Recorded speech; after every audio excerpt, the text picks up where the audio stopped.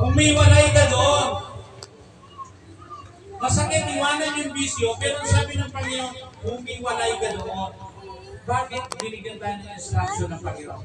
Sapagkat mapirtis ka lang yan. Amen?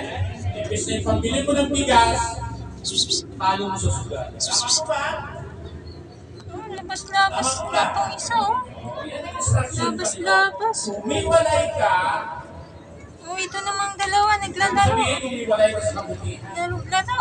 Gusto ko lang na kasabahan, kaya ayaw. Nasabi baliwanag mo, humiwalay ka sa ano? Oh, sige, sinutan panalo. Sige.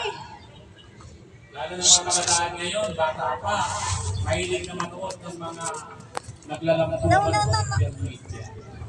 Di ba ang social media ngayon natin, nagdadala at naghuhubog ng kasamaan sa isipan ng mga bata. Tama ko ba?